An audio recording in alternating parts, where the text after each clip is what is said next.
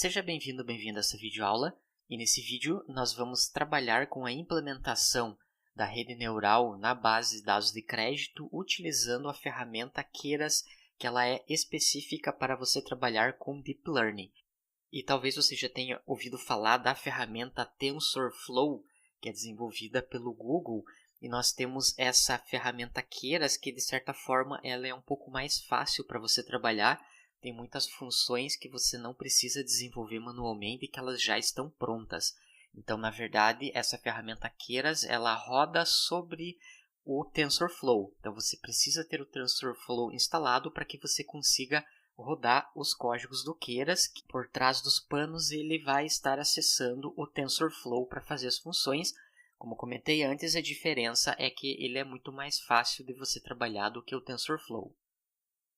E para fazer a instalação, então você pode abrir o prompt do Anaconda no Windows, ou aqui, no caso, eu estou gravando essa aula no Mac, então você pode abrir um terminal e simplesmente nós podemos digitar um pip install TensorFlow.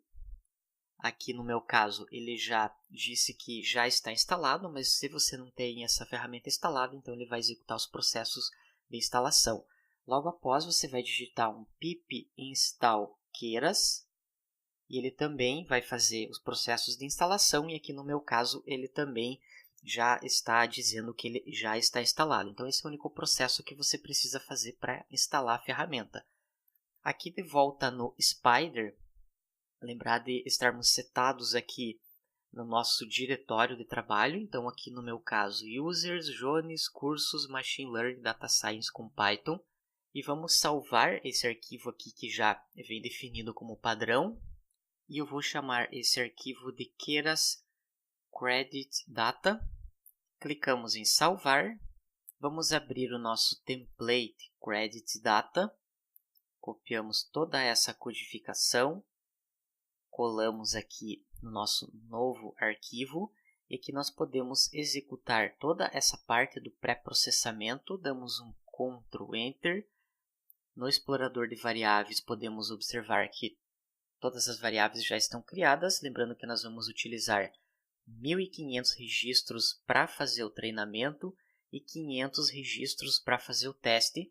E essa base de dados, o objetivo dela é, por meio desses 3 atributos, income, age e loan, eu prever se a pessoa não paga o empréstimo, que é o 0, ou se ela paga o empréstimo, que é 1. Agora vamos fazer algumas importações aqui. O primeiro, import Keras. Podemos selecionar e executar só essa linha. Note que a importação foi feita com sucesso. Nós vamos precisar fazer a importação de mais algumas classes. From Keras, models, import sequential.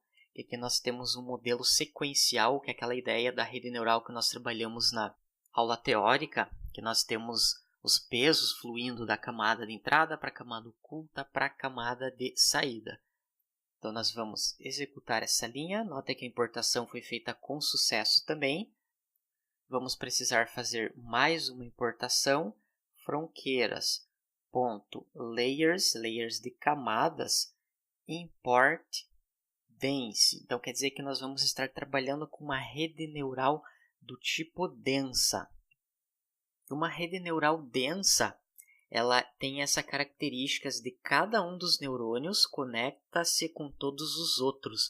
Por exemplo, esse primeiro neurônio da camada de entrada conecta com todos esses neurônios da camada oculta, e cada um dos neurônios da camada oculta conecta-se com todos os outros neurônios que nós temos aqui. Então, isso que nós chamamos de uma rede neural densa, que é aquilo que nós trabalhamos na aula teórica, é o tipo mais clássico de rede neural. Podemos selecionar, executar essa linha. Note que a importação foi feita corretamente também. E agora nós vamos efetivamente criar o nosso classificador ou a nossa rede neural. É que eu vou inicializar dessa classe sequential. Aqui nós não vamos precisar passar nenhum argumento. Vamos selecionar e executar. Note que ele criou com sucesso. E agora nós vamos fazer a configuração da rede neural com a criação das camadas ocultas e a camada de saída.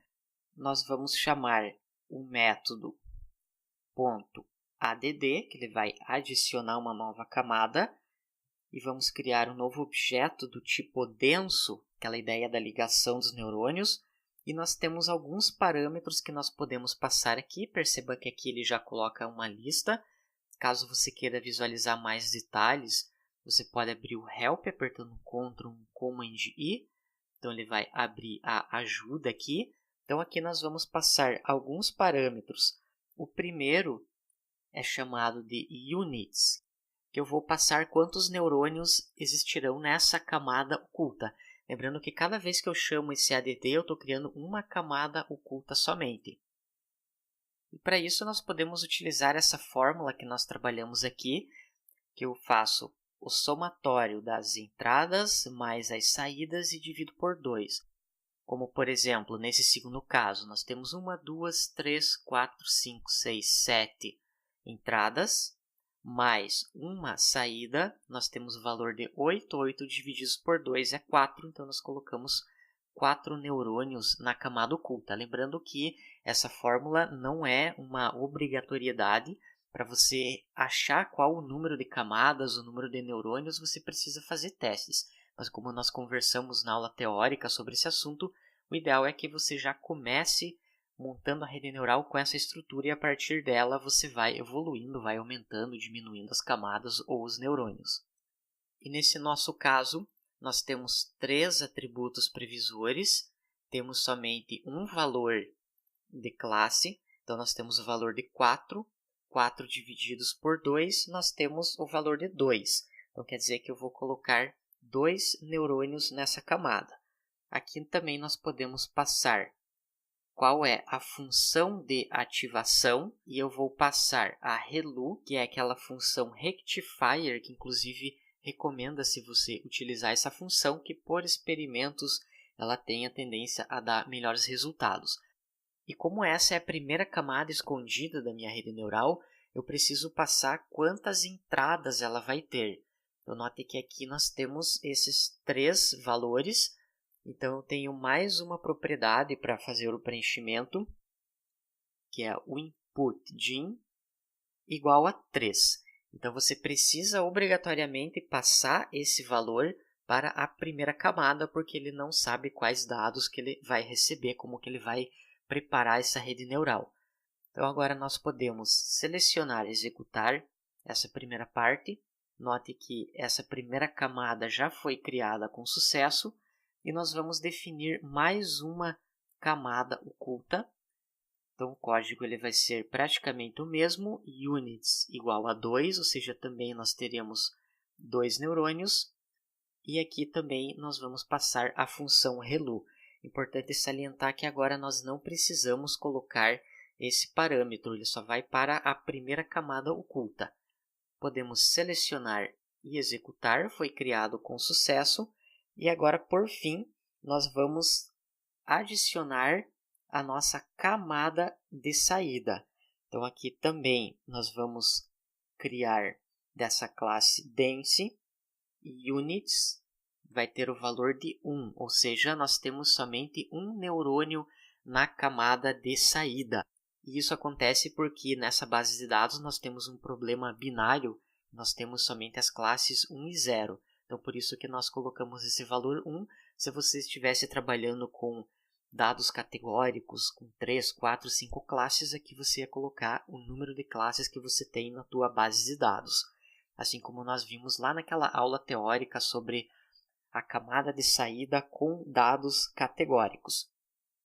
Com relação à função de ativação, aqui nós vamos passar diferente, não vai ser o ReLU, nós vamos colocar a função sigmoid.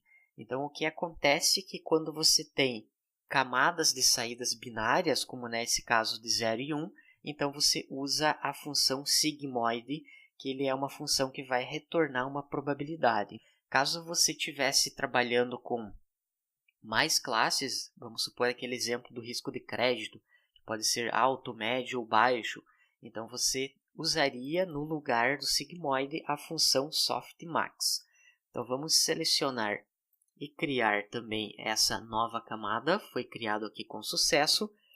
E agora, por fim, nós vamos compilar a nossa rede, classificador.compile, e aqui nós vamos passar alguns outros parâmetros, os 3 mais importantes, que é o Optimizer. Esse parâmetro Optimizer vai indicar como que você quer fazer o ajuste dos pesos. Como o algoritmo Gradient Descent, lembrando que nós temos o Gradient Descent tradicional e também o Stochastic Gradient Descent. Então aqui nós vamos colocar esse valor Adam, que ele já é uma descida do gradiente um pouquinho mais otimizada, que é o padrão para ser utilizado.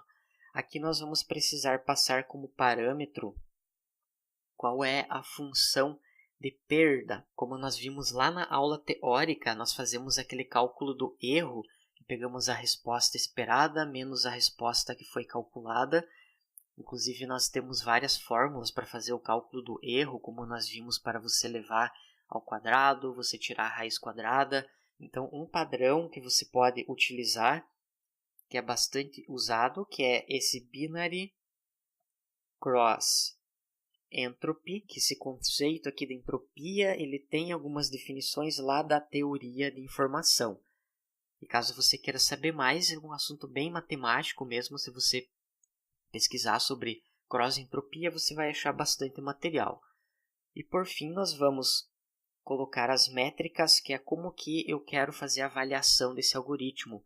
Aqui note que eu coloco entre aspas, por causa que nós vamos passar aqui um vetor, ou seja, eu posso colocar várias métricas. Como nós estamos trabalhando durante todas as aulas anteriores com esse accuracy, que nada mais é do que a precisão. Agora nós podemos selecionar e executar. Note que ele foi criado com sucesso. E por fim, nós vamos agora fazer o treinamento, que é essa parte aqui debaixo do template. Nós vamos utilizar esse mesmo método fit. Passamos como parâmetro previsores treinamento. E aqui vamos passar alguns parâmetros adicionais. O primeiro será o batch size. Vou colocar esse valor de 10. Lembrando que quando nós trabalhamos com a descida do gradiente estocástica, que é no caso esse Adam, então você vai dizer de quantos em quantos registros que a atualização de pesos é feita. Como aqui nós temos o valor 10, ele vai calcular o erro para 10 registros, aí que ele vai fazer a atualização dos pesos. E aqui nós temos um outro parâmetro, que é o NBEpoch, que é o número de épocas que eu quero executar. Eu vou colocar esse valor de 100. Quer dizer que ele vai executar 100 vezes o ajuste dos pesos. Agora nós podemos executar essa linha, e aqui nós temos um pouquinho diferente do que nós tínhamos para os outros algoritmos, que ele está mostrando qual que é o erro, que é o loss, e aqui nós temos qual que é a precisão. Isso na base de dados de treinamento. Então, ele está pegando esses 1.500 registros, ajustando os pesos para que esses pesos eles se adaptem a esses registros. Note que nós chegamos aqui a alguns valores de 94,73, que esse foi o percentual de acerto nessa base de dados de treinamento. É claro que aqui eu não posso utilizar esse valor como resposta final, porque nós vamos precisar utilizar a base de dados de teste, que é o que nós vamos fazer agora.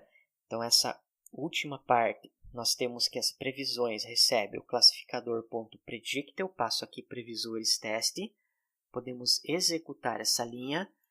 Perceba que ele gerou essa variável previsões. Aqui nós temos o resultado de probabilidades, que nada mais é do que a aplicação da função sigmoid. E nós precisamos converter essas probabilidades de alguma maneira para que eu consiga classificar entre 0 e 1, que são os valores da minha classe. Então, agora nós vamos fazer uma codificação adicional, que previsões vai receber previsões maior do que 0.5. Então, eu estou dizendo que se ele for maior do que 0.5, ele vai receber true, caso contrário, ele vai receber falso. Então, vamos executar essa linha. Note que agora nós temos true e false aqui para esse vetor.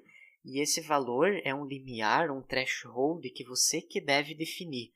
Então, nesse nosso caso, eu coloquei 0,5, mas se você tivesse um sistema médico que ele vai receitar um determinado medicamento que pode ser perigoso, então você teria que ter um threshold bem maior.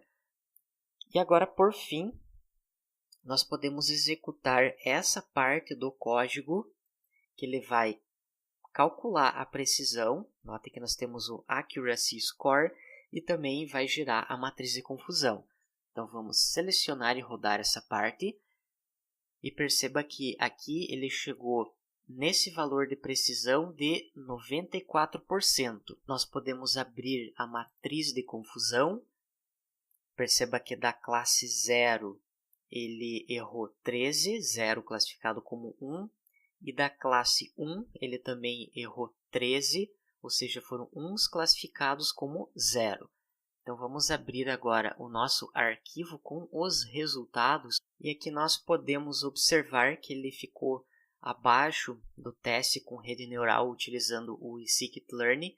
E ele também ficou abaixo de árvore de decisão, ficou abaixo de random forest, abaixo também do KNN e também abaixo do SVM. Então, ele não teve um resultado tão bom assim nessa execução.